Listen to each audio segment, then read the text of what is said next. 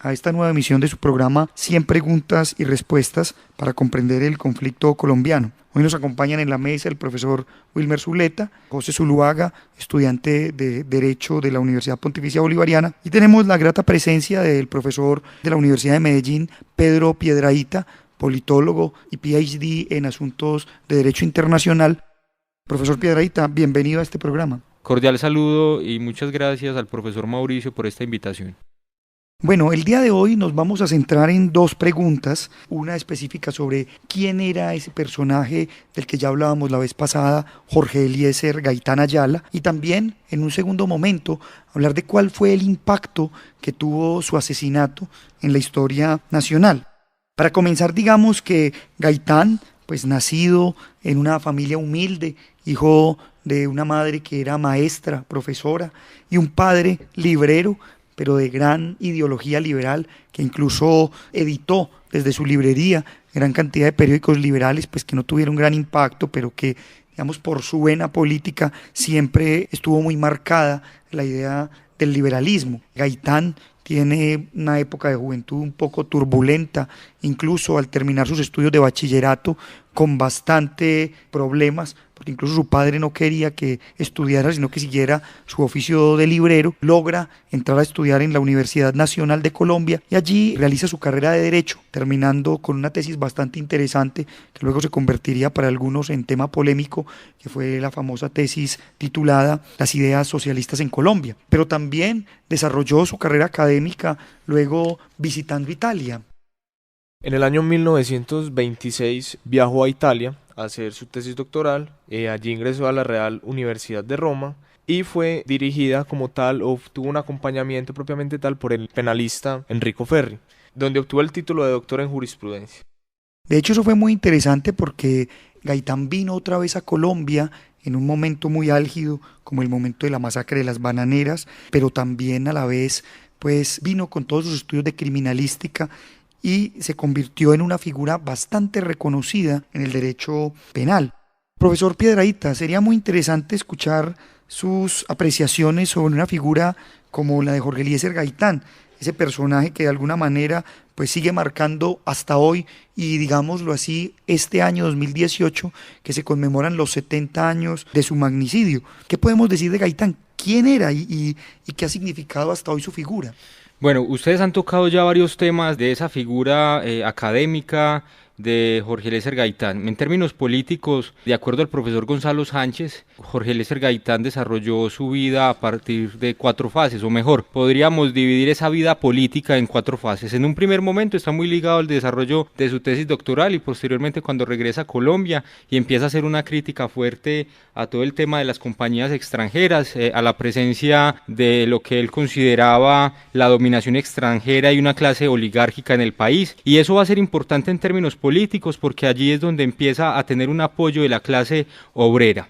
Una segunda fase empieza a darse en la década de los 30, cuando aparece ya la Unión Izquierdista Revolucionaria, y allí es donde empieza Jorge Eliezer Gaitán una lucha contra el latifundio, y es importante porque empieza a obtener un reconocimiento por parte de la clase campesina en nuestro país. Sobre todo su principal bandera allí va a ser la Ley 200 de 1936, que para muchos fue la que instauró la dominación capitalista y latifundista en nuestro país. Una tercera fase se da ya para la década de los 40 y allí es donde él empieza a hablar del desgaste de la revolución en marcha, sigue entonces con una oposición a la oligarquía, y en esta década de los 40 es cuando en términos políticos Gaitán se empieza a volver molesto para las clases tradicionales, para estos partidos burgueses como es el Partido Liberal y Conservador. Y una etapa final es el regreso de Gaitán al Partido Liberal, y allí es donde el sector más de derecha, por así llamarlo,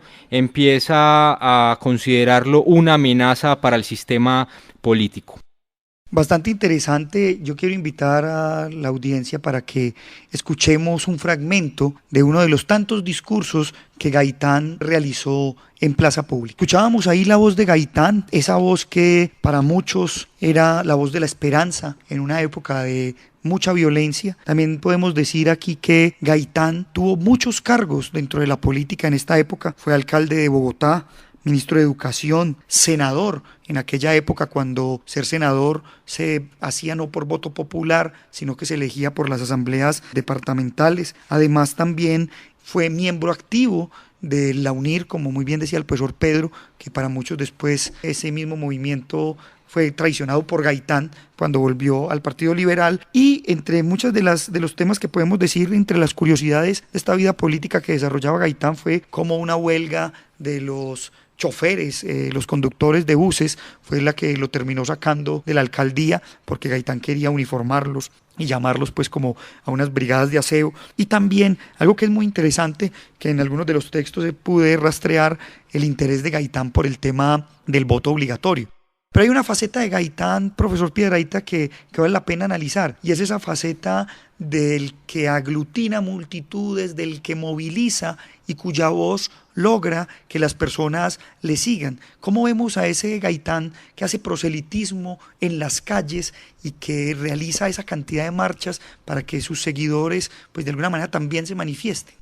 Bueno, allí, como lo mencionaba en un principio, esas bases que empiezan a apoyarlo, las clases obreras, las clases campesinas, sin duda van a darle un reconocimiento y una legitimidad a Jorge Eliezer Gaitán. Es una legitimidad en sentido muy carismático, era un líder carismático, además que tenía una característica que es muy importante, y es sus rasgos fenotípicos hacían que las personas de las clases más bajas se sintieran representadas, o mejor, se vieran reflejadas en Gaitán. Estos apoyos populares fueron aprovechados por este líder político, sobre todo en la década de los 40, y debemos recordar, por ejemplo, el caso de la Marcha del Silencio del 7 de febrero de 1948, que tenía una consigna muy interesante. Era una exigencia que se le estaba haciendo en ese momento al presidente Mariano Ospina para que cumpliera con su mandato constitucional, con el mandato constitucional, que sobre todo era la garantía de la paz y la estabilidad, y eso ha tenido unas repercusiones incluso hasta el día de hoy.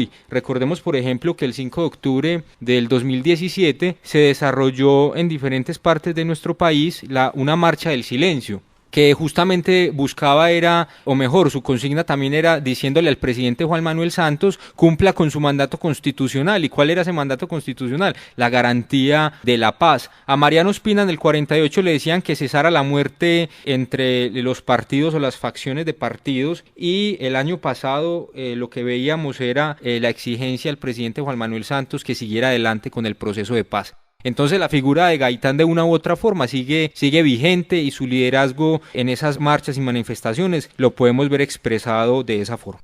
Tan vigente es que incluso grandes artistas como Pacho Galán compusieron un famoso porro titulado A la carga, emulando un poco, imitando esa sentencia, esa frase que el mismo Gaitán en muchos de sus discursos utilizó. Vamos a escuchar un fragmento de ese porro de Pacho Galán.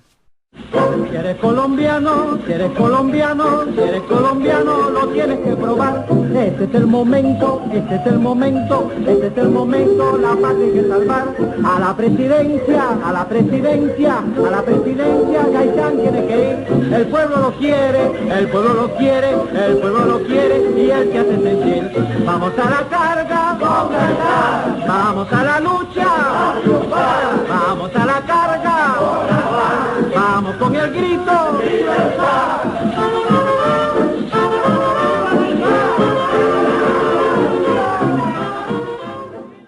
Uno de los temas más interesantes y polémicos de todas estas preguntas que hemos hecho sobre Jorge Eliezer Gaitán es el asunto de su asesinato. Pero no solamente ese asesinato material, sino también de eso que hemos llamado el asesino o el responsable intelectual, que hasta el día de hoy sigue siendo un misterio. Wilmer, ¿qué podemos decir de esas famosas hipótesis que se han tejido sobre los asesinos o los responsables intelectuales de ese magnicidio del 9 de abril de 1948? En la tesis doctoral de Rubén Darío Acevedo Carmona se hablaba que antes de la muerte fáctica de Jorge Eliezer Gaitán hubo una muerte simbólica, porque a través de la caricatura tanto conservadores como liberales lo habían matado. Lo pintaban los liberales como fascista por su paso por Italia, y los conservadores lo tildaban de comunista porque era un político de centroizquierda para muchos y con algunas ideas populistas para otros. Por ende, se han hilvanado 4 hipótesis de quién pudo haber sido el posible asesino intelectual o autor intelectual de la muerte de Jorge Eliezer Gaitán. Inicialmente se sospechó de miembros de ambos partidos, como el Partido Liberal estaba dividido y el conservador era el enemigo acérrimo. Esas fueron las dos primeras hipótesis, pero con el pasar de los años se desclasificó un archivo del embajador de Estados Unidos, Willey, de entonces, en donde se decía cuidado con Gaitán, y a partir de allí nació una hipótesis que también ha defendido la misma hija, Gloria Gaitán, de que fue la CIA la que ordenó el asesinato de Jorge Eliezer Gaitán. Y la última hipótesis tiene que ver con el tema Fidel Castro, que es la menos creíble, porque Gaitán, el día que fue asesinado, tenía una reunión a las 2 de la tarde con Fidel Castro, que era bastante joven y aún le faltaba 11 años para hacer la Revolución Cubana. Por eso esta hipótesis de que el que lo mató fue Fidel Castro es poco creíble, sin embargo también existe. El hecho es que hasta con el paso del tiempo, Roa Sierra también está dudándose que él fue el que lo mató. Y están implicando también en el asesinato de Gaitán a Neira, el papá de Plinio, a Puleyo, porque se dice que él también era cómplice de la CIA. Y esto viene desde Gloria Gaitán. Por eso este tema de quién mató a Gaitán cada día se pone más interesante, porque así es cierta, solamente se sabe que murió a la 1:05 de la tarde, que iba a almorzar saliendo de su despacho con sus amigos, y también hay discusión incluso si les dispararon por delante o por detrás, y finalmente vale decir que Gloria Gaitán dice que le dispararon de frente y que él volteó la cara y que por eso inventaron que le habían disparado de atrás, y cuando él cayó al piso estaba solo, no en compañía de sus amigos como inicialmente se había dicho. El hecho es que la discusión está abierta y seguramente los compañeros de esta mesa van a aportar sobre estas hipótesis al respecto. Tan abierta está esa discusión entonces que incluso en una de sus últimas obras, Miguel Torres, el dramaturgo, en su famosa obra El crimen del siglo, que hace toda una, podríamos decir, un perfil de Roa Sierra, aparentemente el autor material, que luego pues fue llevado al cine en una película llamada Roa, parece que habla es más bien de un asesino como múltiple, ¿no? Un asesino material múltiple, parecido a esta famosa hipótesis también de la muerte de John F. Kennedy. Y con eso entonces damos entrada a ese impacto de lo que generó, lo que fue ese asesinato de Jorge Eliezer Gaitán y cómo impactó en las distintas regiones del país. Aló, fuerzas revolucionarias izquierdistas de Colombia. Aló, fuerzas revolucionarias izquierdistas de Colombia. Aló, fuerzas revolucionarias izquierdistas de Colombia. La revolución acaba de triunfar en Cali y en Medellín. Aló, fuerzas revolucionarias izquierdistas de Colombia. La revolución acaba de triunfar en Cali y Medellín. Aló, fuerzas revolucionarias izquierdistas de Colombia. La revolución en Medellín y en Colombia y obviamente en Medellín y Cali. Ande, por ahí de Barranquilla, de Barranquilla. Aló, fuerzas de revolución en Barranquilla. Acaba de triunfar la revolución en Barranquilla. Esta es la radio liberal número 2. El gobierno miserable y asesino que preside Mariano Ospina Pérez no mande tropas a Puerto Wilches para evitar un desastre en el ferrocarril y en las máquinas. Si Barranca Bermeja vuela la refinería, Puerto Wilches hará cosas peores. Ese es uno de los boletines. Adelante.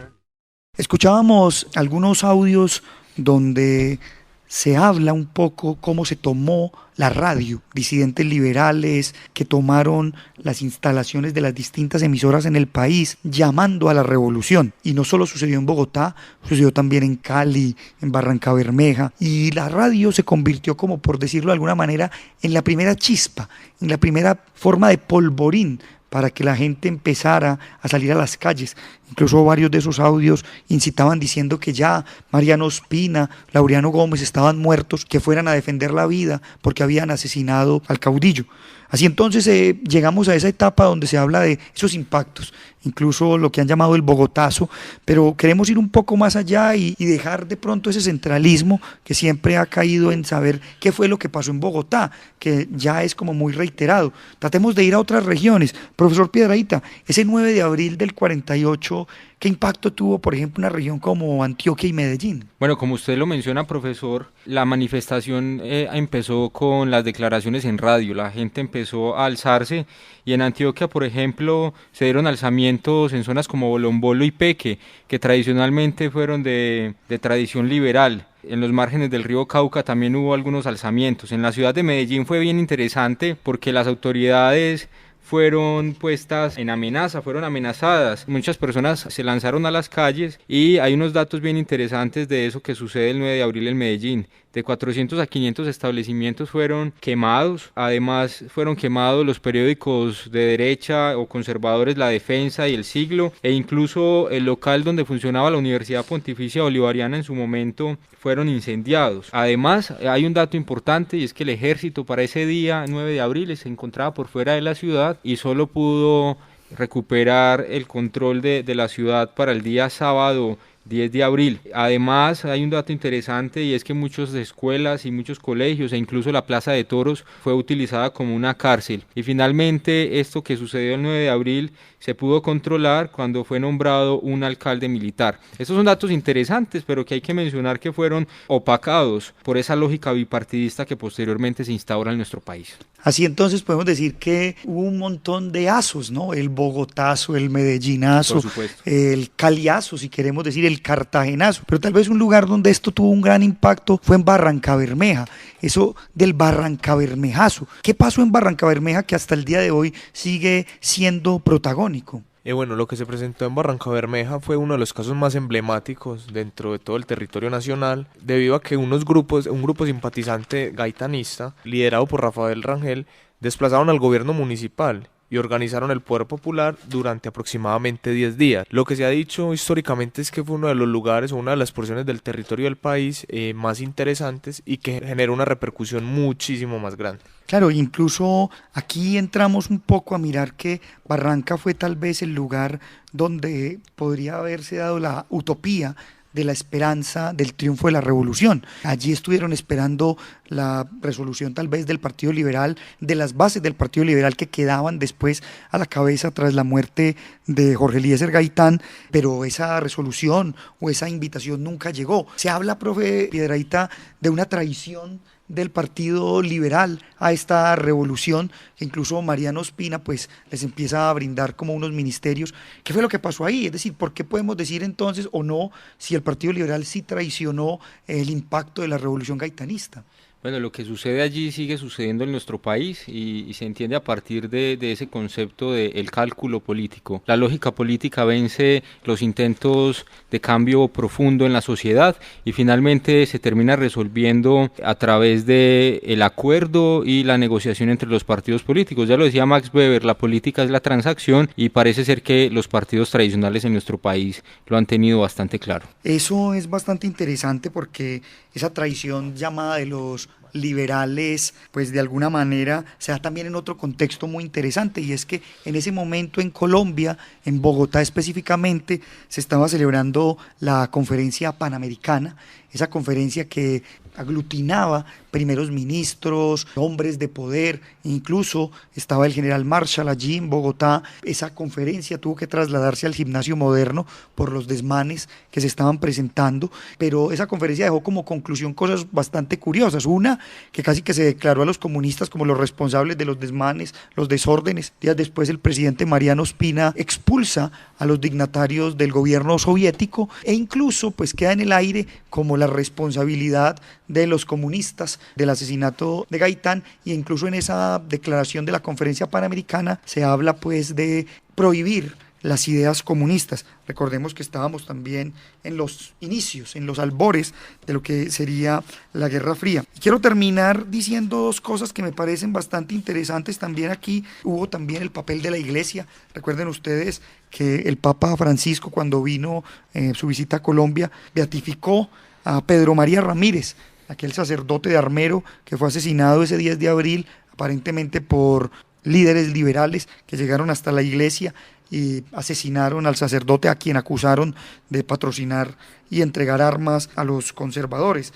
Y en este espacio de leyes o en este escenario de leyes pues están dos cosas que también llaman la atención. En diciembre de ese mismo 1948 el presidente de turno da un indulto para quienes hayan hecho desmanes en esas fechas, pero también se da posteriormente un decreto que sería el decreto 1445, en 1948, un decreto bastante interesante porque es un decreto que rebaja a mitad de precio los espectáculos populares, rebaja a mitad de precio el transporte público e incita a que la gente vaya a estos espacios, tal vez un poco para bajar la marea, bajar, digamos, la efervescencia que la gente tenía. Algunos lo han visto como ese ejercicio de pan y circo, ¿no? Para controlar. No sé, yo creo que con estas visiones damos un poco la esencia de este pensamiento de Gaitán y todo lo sucedido. Quisiéramos dar la palabra a nuestros invitados para que den una conclusión sobre estos temas y terminaremos escuchando otro fragmento de otro elemento de la radio que también se suscitó en el momento del asesinato de Jorge Eliezer. Dando las gracias en la compañía del profesor Pedro Piedrahita, profesor de la Universidad de Medellín. Profe, tenga usted la bondad de cerrar este programa. Bueno, muchas gracias de nuevo por la invitación y para terminar yo simplemente quisiera dejar la pregunta al aire. ¿Para quién era incómodo Jorge Eliezer Gaitán? Seguramente ya no vamos a saber los detalles, pero yo creo que es una pregunta clave para seguir haciéndola de forma permanente, porque desde la teoría política siempre se ha planteado el concepto de las eminencias grises o los segundos poderes, esos líderes políticos de los subgobiernos o los criptogobiernos que muchas veces manejan la política a su amaño. Muchas gracias por la invitación. Gracias a UN Radio por este espacio y a ustedes, nuestros oyentes, los esperamos en una próxima emisión de su programa 100 preguntas y respuestas para comprender el conflicto colombiano. A los colombianos en el exterior, a los colombianos en el exterior, a los colombianos en el exterior, a la 1:30 del día 9 de abril de 1948, a la abril de 1948, a nuestras 6:14:15 fue asesinado por un policía conservador, el doctor Jorge Eliezer Gaitán, por órdenes del Partido Conservador y del gobierno conservador. 4 balazos por la espalda le dio el policía conservador mandado por el gobierno conservador y asesinó a la 1:30 al salir de su oficina el doctor Jorge Eliezer Gaitán, situada en las calles 14 y 15 con carrera séptima. 100 preguntas y respuestas para comprender el conflicto colombiano es un espacio para divulgar el conocimiento histórico y promover el sano debate. Orientan este programa los profesores Mauricio Albeiro Montoya y Wilmer Zuleta. ¿Qué puedo hacer por mi puta?